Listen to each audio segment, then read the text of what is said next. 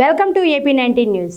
ప్రకాశం జిల్లా ఒంగోలులో ఇళ్ల స్థలాల పట్టాలు పంపిణీ కార్యక్రమంలో ఏపీ సీఎం జగన్ పాల్గొన్నారు. ఈ సభలో ఆయన ప్రసంగిస్తూ మాజీ ముఖ్యమంత్రి చంద్రబాబుపై విమర్శన అస్త్రాలు సంధించారు. తాము పేదలకు మంచి చేస్తుంటే చంద్రబాబు అసూయతో రగిలిపోతున్నారని అన్నారు. పేదలకు ఇళ్ల స్థలాల పంపిణీ చేయనివ్వకుండా 1191 కేసులు వేయించారని ఆరోపించారు. అమరావతిలో ఇళ్ల స్థలాలు ఇస్తే కులాల మధ్య సమతుల్యత దెబ్బతింటుందని ప్రచారం చేశారని మండిపడ్డారు. ఆ కుట్రలన్నీ అధిగమించి ఇళ్ల పట్టాలు పంపిణీ చేశామని సీఎం జగన్ వెల్లడించారు. చంద్రబాబు రాజకీయ రాక్షసుడని 100 మంది సినిమా విలన్ల కంటే చంద్రబాబు దుర్మార్గమే ఎక్కువని విమర్శించారు. 21,000 మంది లబ్ధిదారులకు ఇళ్ల పట్టాలు పంపిణీ చేశామని, ఇది దేశంలోనే ఒక చరిత్ర అని అభివర్ణించారు. ఒకవైపున పేదవాడి గురించి, ప్రజల గురించి మనం ఇన్ని అడుగులు వేగంగా వేస్తా ఉంటే, మరోవైపున ఒక ఒంగోలే కాదు, ఏ జిల్లాను చూసినా బాబు పేదలకు ఇళ్ల స్థలాలు ఇవ్వలేదు, మనం ఇస్తుంటే బాబు అసూయ తాగటం లేదు. ప్రతి జిల్లాలో బాబుది ఇదే దుర్మార్గం. పేదల ఇంటి నిర్మాణాన్ని అడ్డుకుంటూ కేసులు వేయించడం ఆయనకు సహజ అలవాటుగా కూడా మారింది.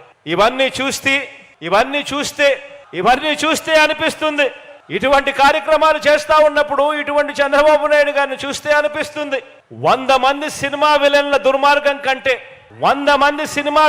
దుర్మార్గం కంటే పురాణాలలో మనం కథలుగా విలన్లుగా చెప్పుకునే రాక్షసులందరికంటే కూడా ఒక్క బాబు దుర్మార్గం వీళ్ళందరి విలన్ల కంటే ఎక్కువే అని చెప్పి కూడా ఇటువంటి అన్యాయాలు చేస్తా ఉన్నప్పుడు చూస్తే అనిపిస్తుంది. ఈ జగన్ మీ బిడ్డ, నా వల్ల, మా ప్రభుత్వం వల్ల మీ ఇంట్లో మంచి జరిగితే మీ బిడ్డకు తోడుగా నిలవండి. నేను నమ్ముకుంది మిమ్మల్ని, దేవుణ్ణి.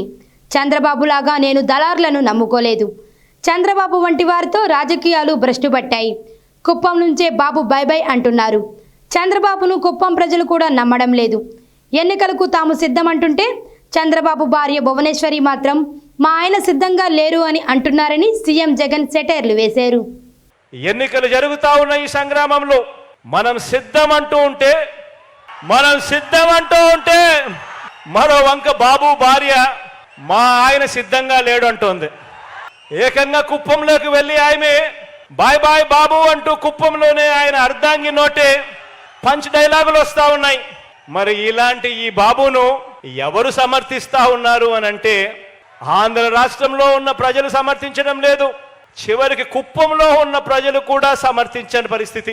కానీ ఇటువంటి బాబుకి ఎవరు సమర్థిస్తున్నారు అని అంటే ఏనాడు ఏపీలో లేనివారు, ఏపీకి రానివారు, వారి సొంత ఊరు ఏదంటే ఎవరికి తెలియని వారు, వారికి మన రాష్ట్రంలో ఓటే లేనివారు, ఇక్కడ మన రాష్ట్రంలో దోచుకున్నది పంచుకోవడం దీనికి అలవాటు పడిన వారు మాత్రమే, అలాంటి నాన్ రెసిడెంట్ ఆంధ్రాస్ మాత్రమే చంద్రబాబు నాయుడిని సమర్థిస్తారు. ఆలోచన చేయమని అడుగుతా ఉన్నా. మాజీ మంత్రి టీడీపీ నేత కొల్లు రవీంద్రపై మచిలీపట్నం ఎమ్మెల్యే మాజీ మంత్రి పెర్ని వెంకటరమయ్య మండిపడ్డారు. మచిలీపట్నం R&B గెస్ట్ హౌస్లో విలేకరుల సమావేశంలో మాజీ శాసనసభ్యులు కొల్లు రవీంద్ర ఓటమి భయంతో ఇంగిత జ్ఞానం, సిగ్గు ఎగ్గు లేకుండా అబద్ధాలు ఆడుతున్నారని పెర్ని ఆరోపించారు. బహిరంగ చర్చకు రమ్మంటున్నావు, నీలాంటి స్థాయి లేని వాడితో, గతి లేని వాడితో నాకు చర్చ ఏంటి? గతి లేక నీ మీద పోటీ చేయడం తప్పట్లేదు. ఏనాడు పేదవాడికి మేలు చేయటానికి చంద్రబాబుని కలిసావా? దొంగ శంకుస్థాపన చేయటం మా వల్ల కాదు. మీ కుటుంబం కోసం నేను మాట్లాడను, నాకు సభ్యత ఉంది. మా కుటుంబం గురించి వేలెత్తి చూపించే అర్హత నీకు లేదు. ఈ సిగ్గుమాలిన మాటలు మాని నీతిగల రాజకీయాలు చెయ్యి. మీ తప్పుడు ఆలోచనలు ఇక్కడ జరగవు. యజ్ఞంలా చేస్తున్న రెవెన్యూ సిబ్బందికి జగన్ అండగా ఉంటారు అని తీవ్ర స్థాయిలో మండిపడ్డారు. కొత్త మసీదు వెనకాల మదర్సా పేరు మీద పేరుని అనేవాడు దమ్ముగా క్యాబినెట్ తీర్మానం చేయించి హక్కుగా ఇదిగో ఇది మదర్సా స్థలం అని చెప్పని ప్రభుత్వం చేత వాళ్ళకి స్థలం ఒక ప్రైవేట్ ఆస్తి కింద మదర్సాకి ఇచ్చినటువంటి చరిత్ర పేరుని అనేది. ఎవడో దొంగ కుటుంబం మీద మాదా? దగా కుటుంబం ఎవరిదంట? ఇవాళ పని మొదలెడతామంటే మే 22వ తారీఖున పని మొదలెడితే ఇవాళ ప్రజలు తండోపతండాలుగా తిరణాలు చూస్తాకెళ్తున్నట్టు వెళ్ళే పరిస్థితి. 2025 జనవరి ఫిబ్రవరికి బందర్ పోర్ట్ వచ్చే పరిస్థితి, బందర్ షిప్ వచ్చే పరిస్థితి కళ్ళ ముందు సాక్షాత్కారం అవుతుంది కదా. శరవేగంగా పోర్ట్ అవుతుందని చూస్తున్నారు కదా.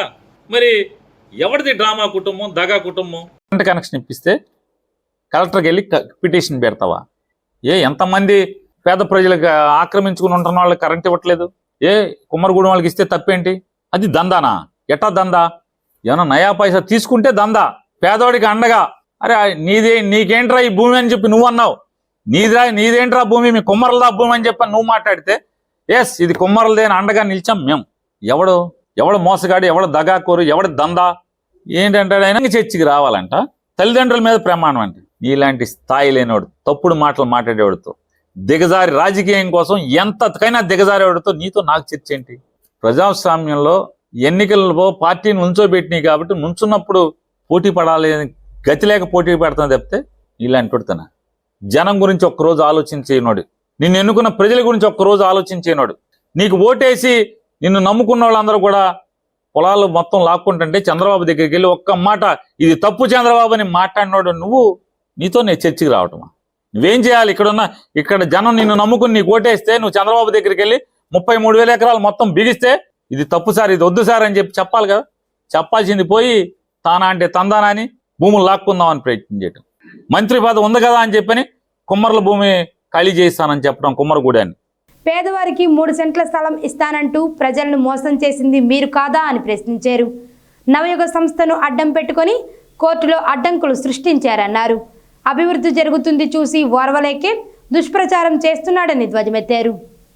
ఏంటంటే కరగ్రహారంలో 2009లో భూములు ఇచ్చి జనాలను మోసం చేశాడు.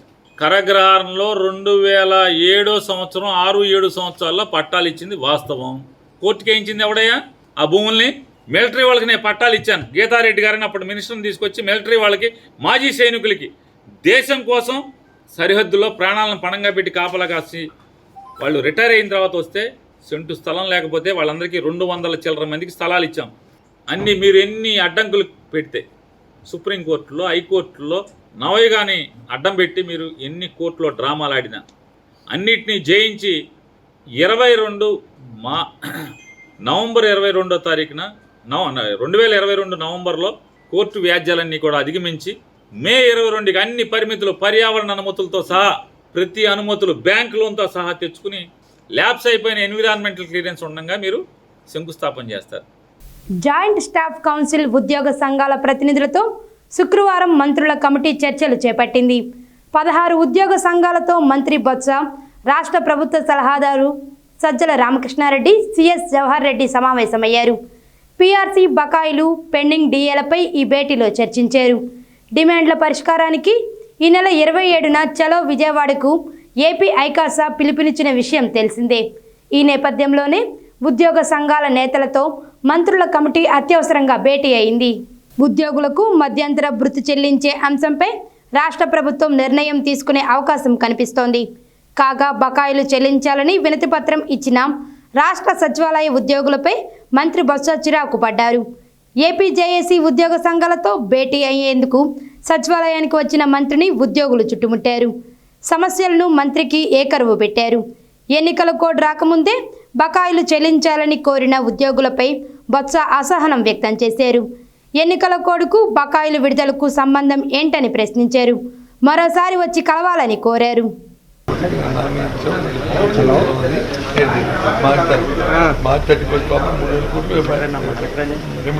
స్టార్ట్ చేస్తారంటే డబ్బులకి సంబంధం ఏంటి?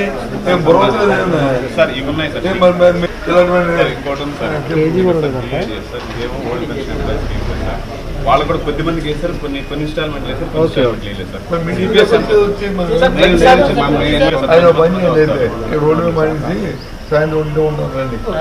ఏపీసీసీ అధ్యక్షురాలు వైఎస్ షర్మిలపై మంత్రి రోజా విమర్శలు గుప్పించారు.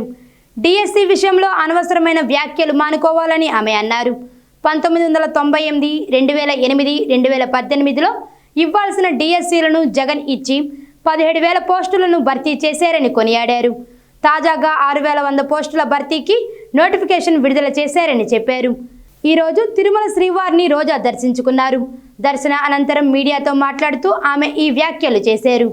తెలంగాణ బిడ్డనని 4.5 ఏళ్లు చెప్పుకున్న షర్మిల ఇప్పుడు ఏపీకి వచ్చి హడావిడి చేస్తున్నారని రోజా మండిపడ్డారు. నిన్న ఆమె చేసిన హడావిడి చూస్తే ఆమెకు రాజకీయ అవగాహన లేదనే విషయం అర్థమైందని చెప్పారు. ఆమె పోరాటాలు, ఆరాటాలు చూసి ప్రజలు నవ్వుకుంటున్నారని ఎద్దేవా చేశారు. సీఎం జగన్పై విషం చిమ్ముతున్నారని అన్నారు. షర్మిలకు జగన్ సమానంగా ఆస్తులు పంచిపెట్టారని తెలిపారు. చంద్రబాబు కాంగ్రెస్ ఆడుతున్న నాటకంలో షర్మిలను పావుగా వాడుకుంటున్నారని చెప్పారు. సో ఆమెకి రాజకీయ అవగాహన లేదు అనేది నిన్న ఆవిడ చేసిన హడావిడి చూస్తేనే అర్థమైంది. 4.5 సంవత్సరాలు ఆంధ్రాలో లేకుండా తెలంగాణ బిడ్డని, తెలంగాణ ప్రజలకు అండగా ఉంటానని ఈరోజు జగనన్న మీద విషం చింతూ షర్మిల గారు చేసే ఈ ఆరాటాలు, పోరాటాలన్నీ చూస్తే ప్రజలకు అర్థమైపోయింది. ఇది కేవలం చంద్రబాబు నాయుడు కాంగ్రెస్ కలిసి ఆడుతున్న నాటకం. దాంట్లో షర్మిల గారిని పావుగా వాడుకుంటున్నారు అనేది అందరికీ అర్థమవుతున్న విషయం. లోకేష్ నేను ఇద్దరం నాన్ లోకల్ అయినప్పటికీ 2019లో మంగళగిరి ప్రజలు నన్ను ఎందుకు గెలిపించారని ఎమ్మెల్యే ఆర్కే ప్రశ్నించారు. శుక్రవారం మంగళగిరిలో ఆయన మాట్లాడుతూ 5 ఏళ్ల మంత్రిగా ఉన్న లోకేష్ చంద్రబాబు ఇక్కడే నివాసం ఉండి మంగళగిరి అభివృద్ధికి రూపాయి కూడా కేటాయించలేదని, ఒకవేళ అభివృద్ధి చేసి ఉంటే తానే పరాజయం పాలయ్యేవాడినని అన్నారు. వారు అభివృద్ధి చేయలేదు కాబట్టే ప్రజలు తనను గెలిపించారని స్పష్టం చేశారు. 2019 నుంచి 2014 నుంచి 2019 వరకు కూడా ఇక్కడ ఇద్దరం నివసిస్తూనే ఉన్నాం ఇదే నియోజకవర్గంలో. కాకపోతే మంత్రి స్థాయిలో లోకేష్ గారు, ముఖ్యమంత్రిగా వాళ్ళ నాన్నగారు ఇదే నియోజకవర్గంలో ఉండి ఏం పని చేశారు నాన్ లోకల్ అయినా. నేను నాన్ లోకల్ అయినా కూడా 2019 నుంచి 2024 వరకు ఏం పని చేశాను అనేది మంగళగిరి ప్రజలకు తెలుసు. కాబట్టి ఇంకా మిగిలిపోయిన అభివృద్ధి పనికి మేము కృషి చేస్తాము, పని చేస్తాము అనే నమ్మకం మంగళగిరి ప్రజపోతుంది. కాబట్టి నాన్ లోకల్గా మంత్రి స్థాయిలో వాళ్ళ నాన్నగారు ముఖ్యమంత్రి స్థాయిలో లోకేష్ గారు ఉన్నప్పటికీ కూడా ఎటువంటి అభివృద్ధి, ఎటువంటి సంక్షేమం ఇక్కడ చేయలేదు. కాబట్టి నారా లోకేష్ గారు ఖచ్చితంగా ఈసారి మళ్ళా రెండోసారి ఇక్కడ ఓడిపోతారని చెప్పేసి నేను భావిస్తున్నాను. మచిలీపట్నం నియోజకవర్గ అభివృద్ధిపై చర్చకు తాను సిద్ధమని నియోజకవర్గ వైసీపీ ఇన్ఛార్జ్ పెర్ని కిట్టు అన్నారు. 8వ డివిజన్ ఇందిరమ్మ కాలనీలో సీసీ రోడ్డు పనులకు శంకుస్థాపన చేసిన పెర్ని కిట్టు మచిలీపట్నం అభివృద్ధిపై మాజీ మంత్రి కొల్లు రవీంద్ర చేసిన విమర్శలపై స్పందించారు. ఎవరి హయాంలో మచిలీపట్నం అభివృద్ధి చెందిందో, ఎవరి హయాంలో ఇంటింటికి లబ్ధి జరిగిందో చర్చించేందుకు తాను సిద్ధమని కొల్లుకు సవాల్ విసిరారు. కాబట్టి ఈరోజు ప్రతిపక్ష నాయకులకు ఒకటే చెప్తున్నా, మీరు ఏ పేటైనా తిరగండి, సవాల్కి సిద్ధంగానే ఉన్నాం. ఆ పేటలో 2014 నుంచి 19 వరకు మీరేం చేశారు, 2019 నుంచి 24 వరకు మేమేం చేసాం, బహిరంగ చర్చకైనా సిద్ధం. ప్రతి ఇంటికి మేమేమి ఇచ్చాం, మీరేమిచ్చారు, లేదా ఆ వాటిలో రోడ్లు డ్రైన్ల విషయంలో మీరెంత ఖర్చు పెట్టారు, మేమెంత ఖర్చు పెట్టాం, ఇవన్నీ మాట్లాడుకుందాం. అలాగే 5 ఏళ్లలో పోర్ట్ అని చెప్పి మీరు ఒక లారీ మీద ఓ పొక్లైన్ పెట్టుకుని ఊరంతా తిప్పి పోర్ట్ అన్నారు. ఈరోజు మేము పోర్ట్ ఏం చేసాం చూపిద్దాం. లేదు ఇక్కడే పక్కనే ఉన్న మెడికల్ కాలేజీకి వెళ్దాం, మీరున్నప్పుడు ఆ మెడికల్ కాలేజ్ ఉందా, మేము కట్టామా అనేది చూపిద్దాం. అక్కడ పిల్లలు చదువుకునేది చూపిద్దాం. అలాగే మత్స్యకారుడమైన నువ్వు, మత్స్యకారులకు మొట్టమొదటిగా ఫిషింగ్ హార్బర్ తేవాల్సిన నువ్వు, మంత్రిగా ఉండి కూడా ఫిషింగ్ హార్బర్ కనీసం నిధులు శాంక్షన్ చేయించకపోగా ఈరోజు మేము ఆ మత్స్యకారులను అభివృద్ధి చేసే దిశగా ఫిషింగ్ హార్బర్ శాంక్షన్ చేసి ఆ పనులు చేస్తే. విజయవాడలోని కాంగ్రెస్ పార్టీ కార్యాలయం ఆంధ్రరత్న భవన్లో పిసిసి అధ్యక్షురాలు వైఎస్ షర్మిలతో సిపిఎం సిపిఐ రాష్ట్ర కార్యదర్శులు వి శ్రీనివాసరావు, కె రామకృష్ణ ఇతర నేతలు సమావేశమయ్యారు. రాబోయే సార్వత్రిక ఎన్నికల్లో కలిసి పోటీ చేసే అంశంపై చర్చించినట్లు సమాచారం. ఇప్పటికే జాతీయ స్థాయిలో ఇండియా కూటమిలో వామపక్ష పార్టీలు భాగస్వాములుగా ఉన్నాయి. ఉమ్మడి మేనిఫెస్టో పొత్తులపై త్వరలోనే రౌండ్ టేబుల్ సమావేశం నిర్వహించి భవిష్యత్ కార్యాచరణ ప్రకటించేందుకు అవకాశం ఉంది. మరో 2 నెలల్లో అసెంబ్లీ, లోక్సభ స్థానాలకు ఎన్నికలు జరగనున్న నేపథ్యంలో పోలీస్ యంత్రాంగాన్ని అప్రమత్తం చేశామని ఏలూరు రేంజ్ డీఐజీ అశోక్ కుమార్ తెలిపారు.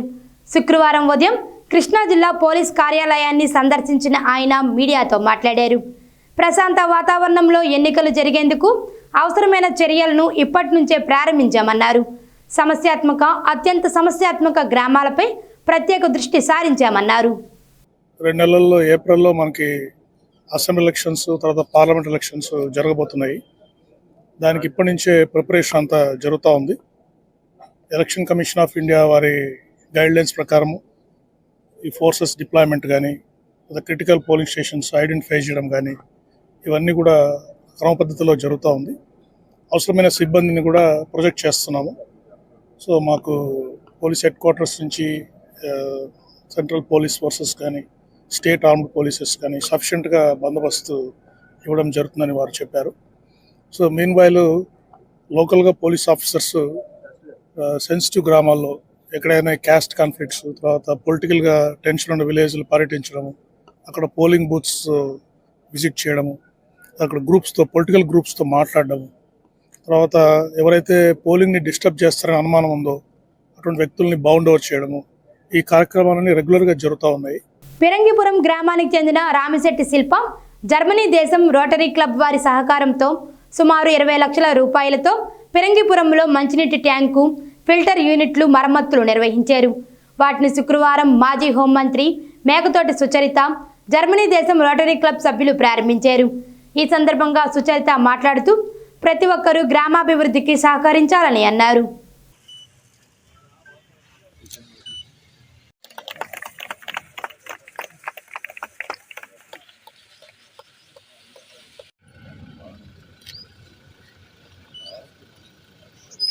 మోదీ సర్కార్ ఢిల్లీలో రైతుల పోరాటంపై కాల్పులు, దాడులు జరపడం దుర్మార్గమైన చర్య అని సిఐటియు రాష్ట్ర కార్యదర్శి ఉమామహేశ్వరరావు మండిపడ్డారు.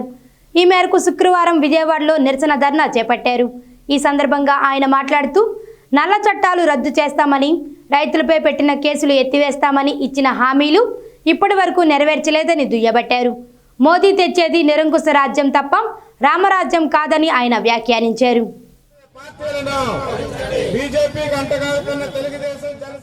మోడీ యుద్ధం చేస్తున్నాడు. డ్రోన్లతో ఏంటండి, ఎక్కడన్నా ఉందా అసలు?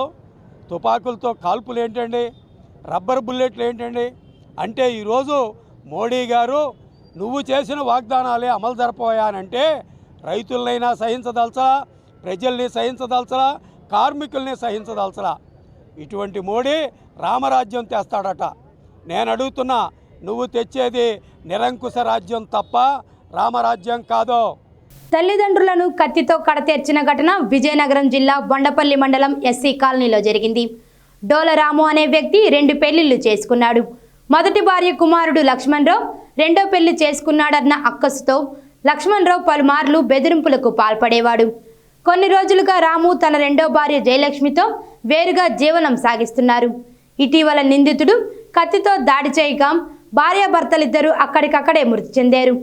పోలీసులు వెంటనే ఘటనాస్థలికి చేరుకొని కేసు నమోదు చేసి దర్యాప్తు చేస్తున్నట్లు తెలిపారు. హత్యకు సంబంధించిన పూర్తి వివరాలు తెలియాల్సి ఉంది.